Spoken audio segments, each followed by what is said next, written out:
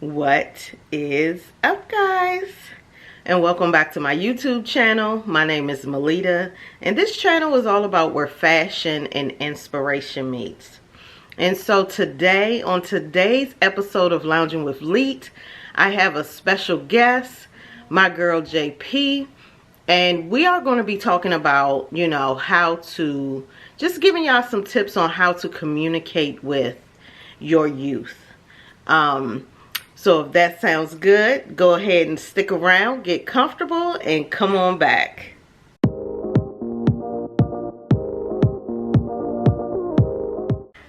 All right, guys, and we are back. And so today my special guest is JP. JP has worked with children. How long? Long time? As long as you can remember? Yeah. As long as she can remember. So, 15 plus years. You a saint, okay? Because even though I've had children, I cannot imagine working with them, okay? So, before we get started, JP, give the people a little background about your role as working with children. Well, currently, I am a youth worker in a after-school setting, let's just say that much. But previously, I also worked in the public school system for about 14 plus years. But yes, I've been working with youth for a very long time. We're not going to add in the years of volunteering, when I was younger and things like that. But yeah. Wow, so that was always your goal. Your career path was always going to be to work with children? Well, I guess when you walk a certain path and you end where you're in, obviously that was your goal. But did I knowingly know that? Not necessarily, but yes, it is. That is... Now I know. That is tight. Okay, guys, so our topic today is basically on communicating with youth. I have shared a few episodes of Lounging with Lett where I have had my children, and just basically, how I've raised them. I mean, because y'all see them. If you follow me on Instagram, y'all see them. They're amazing. They turned out great, but they turned out great because of the work I put in, how I communicated with them. Those are really important things. I am ratchet, okay, but I'm like a sophisticated ratchet, okay? But I was never like that with them. I was stern. I did not curse at them. I didn't do things like that, just so that they can have just a good foundation. And I knew it was important to instill a lot of positivity as I was raising them sternly. So JP, what is your, what do you see? First of all, let me say that. What do you see working with children as how parents communicate with them and how it can affect those children? Okay, so let me just make sure I get this. Let me break it down right. First, I think communication itself is utmost important. It's one of the main factors.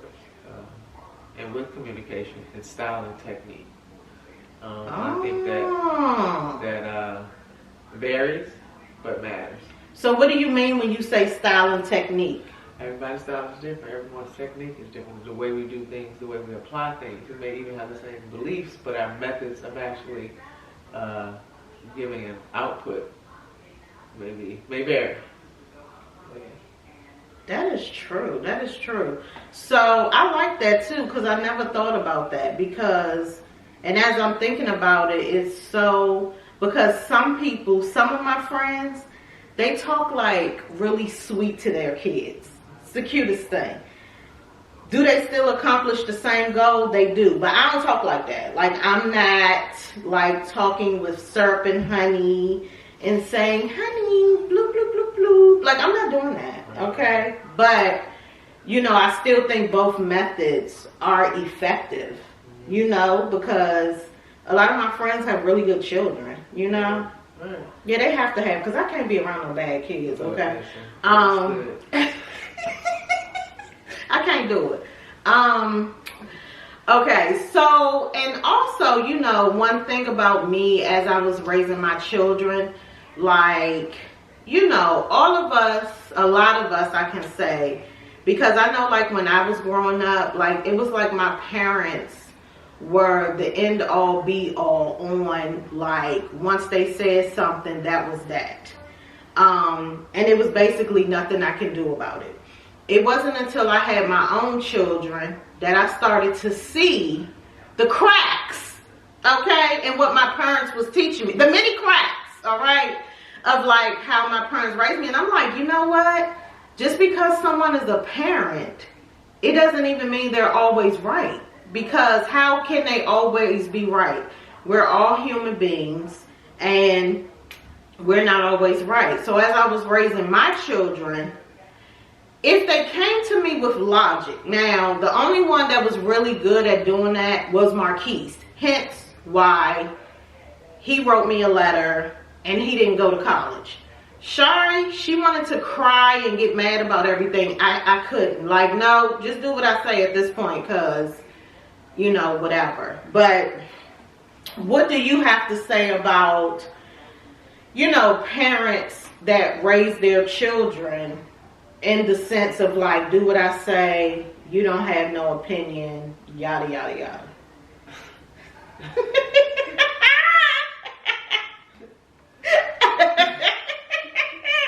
Okay. All right. So, well, obviously, being someone who's exposed to the youth daily, I see a different angle. I think some of the occurrence and things that go on at home, and like, you know, the reaction that you may see may not necessarily be the reaction that I see. But I think in the sense of answering your question, parents have to understand that although they may definitely feel as though they know what's best, sometimes it's okay, well, not sometimes, but it's best to listen. Listen first, process, and then have your output. I like that. In the field that I am in, we have a word called adultism. And what is that? Okay. Adultism it's basically, I mean, it's almost like if you break it down, word adultism, okay? Like, it's a thought process and belief and or view that what the adult believes is the best choice, experience, and or obligation is best for the kid, child, youth, whomever they're interacting with. And it's a theory in thinking that you as an adult, someone who has had a little bit more knowledge, possibly more education, has the best options as well as best opinion. That's tight. Sometimes that's not always true. That's tight, and it's not always true. You know, as my children have gotten older, I promise y'all, I tell them a lot, listen, Google it. I have had to tell them, I do not have all of the answers that you are asking me. I do not have it. This thing called life, I'm also figuring it out. You know, I never came across, and this is, I'm talking about as my children got older. Now, when they were younger, I was probably this adultism that JP just shared with us. Listen, you don't even know, okay? Do what I say, you don't even know, you know? But JP probably is going to disagree, but as she probably ain't gonna like this one, but when they were that young, up until, I'm talking like elementary school, when they're in that age range, I feel they don't know anything. So it's like, I think we should, you know, just make sure we, you know, you're like, for me, I'm like inputting morals, inputting the type of person they're supposed to be. But guys, as my kids got older, I definitely started switching up how I parent them. Like, I did. And even now, listen, there is no parenting going on right now, okay? They are 23 and 18. I'm just helping them, giving them direction in their own path in life at this point. Like, look, I don't have that answer. Google that. And matter of fact, go Google it first and then come back to me, okay? Because I'm over here trying to figure out my own thing, all right? So, you know, I think a lot of us, you know, probably did fall prey to this. Not to this, but to adultism. Yeah, it's not necessarily always a bad thing either. That's one thing that, you know what I mean? It's not like, oh, this is a negative thing. It's just something that you should think about. You know, you can't necessarily always put a negative tone on something that is corrective. Come on now. Come on, JP. Teach us something. Come on, JP. Teach us. So, yeah, definitely. You know, I like that. It's more like, you know, think about it. You know what I mean? Just as like, you know, have a different view. Try a different lens. You know what I mean? That's just, you know, one of the keys to unlock that. I like that. Okay, JP, as we're discussing, you know, communicating with our youth, do you have any other pointers for the parents of how they can, you know, effectively communicate? Okay. Let me think about that. Effectively communicate. Okay, so I think something simple. Just do a simple check-in. I know it sounds a little weird, like why would I check in with my own kid, but checking in is just a simple way to do just that. Check in with each other. So how should a parent do that? Okay, I'm about to be silly. So their child is in the room. Uh-huh. If they have a boy, the boy is playing video games. Okay? Do they just no? Billy, I'm checking in. No. Okay, so then, all right, that brings out a good point. Okay, first thing is, let it be natural. Let it just be in the conversation. Oh, y'all on y'all way, right. you know, to the grocery store, whatever. Y'all there, you know, you're getting your list together. You know, son, daughter, whatever, non-binary child. I know that's right. You know, what would you like from, you know, the store or whatever? You're having that conversation. Just in simple times like that. It's a simple check-in, so just, you know, like, are we okay? Is there anything that I can do to help make your life a little bit better? Are there any comforts that you need? There's ways to say things that's genuine, but not necessarily assertive. Like, everything I mean, you know, that's different than saying, you know, how can I help you, you know, be a little bit more comfortable with your math or whatever it is. Oh, wow. Not just education talk. Sorry, I just slipped out because, you know, I'm an educator. It's fine. But, you can definitely, you know, use that with just, you know, your day-to-days or just with whatever's going on socially. And that's with all age groups. You know, when they're young, it can be just something as simple as, you know, there's different ways to ask, how was your day at school? Because just saying, how was your day at school? My day could have been okay in the morning, but then in the afternoon, it might not have been great. So I don't really know how to respond to that as a youth, you know, a younger child. You know, processing all that is a little different. So they might just say good, but yet not necessarily explaining that, you know, some parts was a little negative, some parts was positive. So there's other ways of saying that by just saying, you know, did you accomplish any goals today at school? Oh, wow. Instead of saying, you know, how was your day? Mm-hmm, exactly. You know, something as simple as that, something as simple as just, you know, was today positive for you? Was it negative? Did you have any feelings about that? Oh, wow. You know, that's good. And I know it sounds a little like, you know, it does sound some little corny. Sounds corny, yeah. But I think it's effective. And there's and then with saying that, there's levels to saying it, depending on how you and your child communicate. Yeah. You know what I mean? You and your child may communicate a little bit different. So there's different words that you can use. I don't want to go through, you know, all of the different levels and the ways that you can speak. But however you communicate, it's best to just, you know, do a check-in or pop in on how's life going for you. Is there anything that, you know, again, like I say, I can assist you with, I can make it a little bit more comfortable for, or, you know, is there anything that you would like to discuss? Sometimes verbal communication is tough. So you can do something as simple as, you know, you're driving a car and you want to do that thing where you're like, is everything okay? You know, even if you ask that, and say the teenager may have, like, now they have the headphones on or whatever. Yes. So, and even the younger ones, and not just teenagers. I don't want to, age discriminate. That would be adultism. Come on, teachers, school us today. But I'm just trying to say the different levels. But yeah, whomever the youth is, just to get their attention, to ask them a question. They might not want to give you a verbal answer. It could be just something that simply give me a thumbs up. Thumbs up if everything's good. Boom, thumbs up. That was good. A little tap on the shoulder. You know what I mean? That's good. Because I have always, I don't want to say always, when my kids were young, I worked a lot because I was taking care of them by myself. So, child, I ain't had no time for no checking in, okay? But once I'm like, look, all I can do is feed you and put money on your lunch account right now, okay? I cannot check in. I could barely check in with myself. But like, as my children got into high school, it was really important for me to like always ask them hard questions. Are you on drugs? Have you done drugs?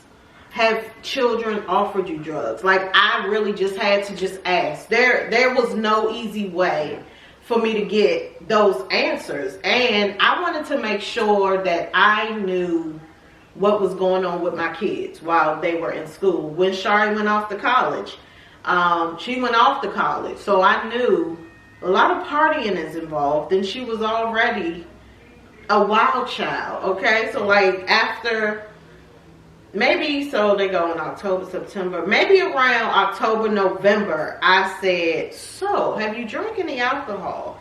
I mean, I think she listed the whole liquor store, okay? She had tried so much alcohol, and I was like, okay. It wasn't for me to discipline her, chastise her. It wasn't for that. It was basically just to check in and just to be aware. And that's just it. But that check-in was not necessarily a check-in. It's just, you can check off your check-in, but you also give yourself a bonus sign because they were honest and open with you.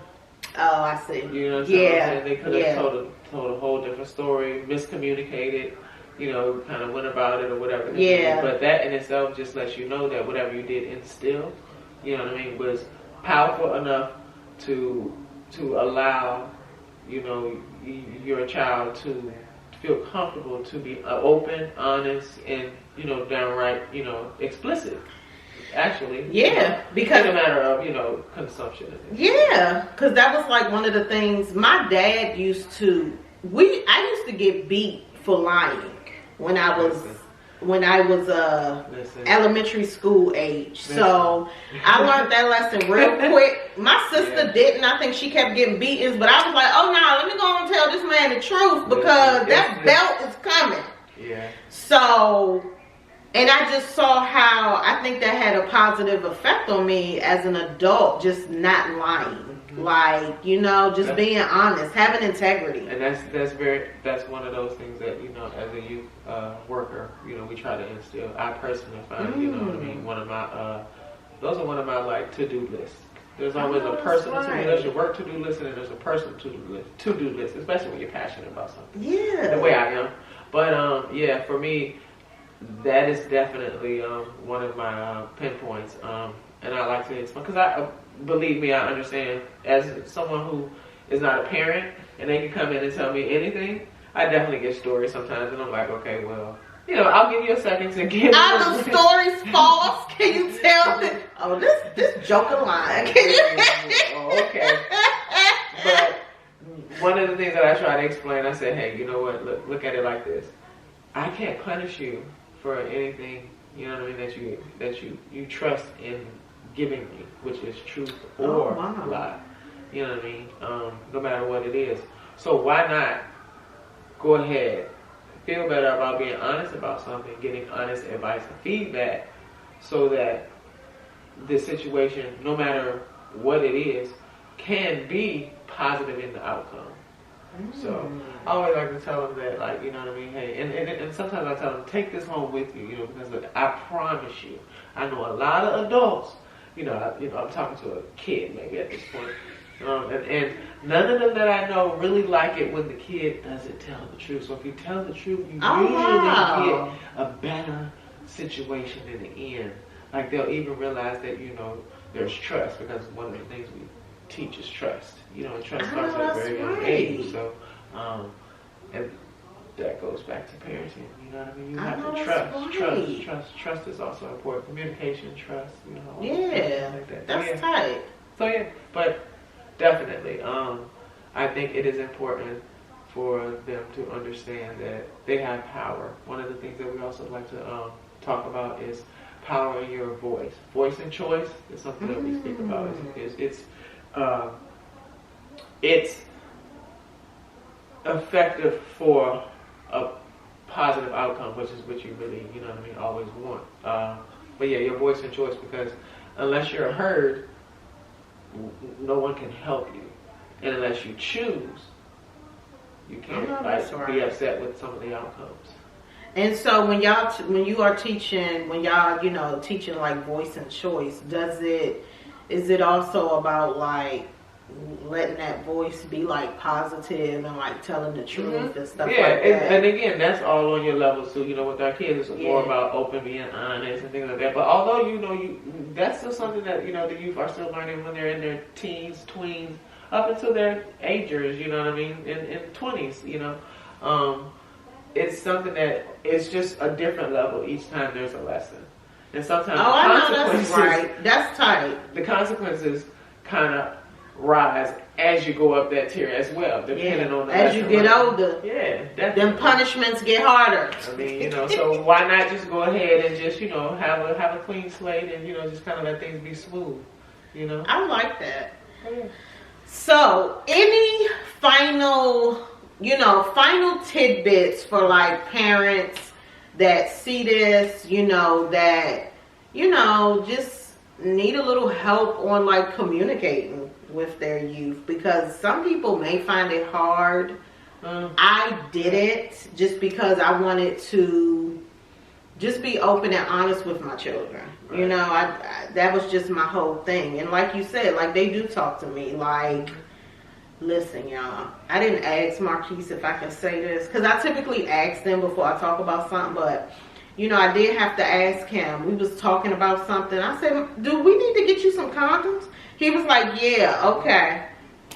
Now, that ain't something I want to be asking my son, but it was something I needed to ask him. And like, and he knew that he could tell me, yeah. Mm-hmm. He ain't used them yet though, because we do check in. Son, did you use any of them? He ain't used them yet, but we got our eyes, we got our eyebrow up, okay? And look, that's another check, positive, you know what I mean? Like, yeah, not only are we aware that we're in need, we're going to ask for that need to be met, and we are also being safe with that need that needs to be met. So, so it is something else, but I do know that every parent is not like that. So, do you have any like final comments? Oh, okay. With that being said, I'm going to say final comment. Breathe. I know that's right. Breathe. I know that's right. I know a lot of parents have had over this last period of time some different lenses to look at different things just due to proximity of the youth, since some of them were not on their normal quote unquote I felt so bad for them parents, because I was past that. Yeah, I was like, Jesus, I escaped that, Lord. Thank you. Breathe and just, relax and do that little think. You know what I mean? Let the think and sink before let the thought sink in before you know what I mean, really give that initial response. Because sometimes our initial response isn't necessarily how we feel. You know what I mean? And that's in a steadfast moment, you know what I mean? Like things are just moving, you know what I mean? Take time, think, breathe, hold on. And then when everything is possibly going smooth, give yourself time to breathe and pat yourself on the back. You hear what she said? We're breathing either way. Because I pat myself on the back all the time. Yeah, take moments, either way, because when it's a stressful moment, you want to breathe, you kind of just regroup, get it together, and understand that, hey, this moment won't last, it'll move on. And then when things are going positive, let's take that. You know what I mean? Put that in the treasure bag. Put that in the memory box. Keep it. That is so tight. Well, guys, that is all we have today on Lounging with Lett. I hope that you all could have some takeaways from this, you know, just helping y'all to effectively communicate, you know, with your youth, you know, because I done raised stellar children, all right? Okay? So I got a professional in here for y'all, you know, just so that we can, Thank you. You're welcome, girl, just so we can talk about this topic. So guys, make sure you like, comment, subscribe, all the good stuff, and I will catch you in my next video.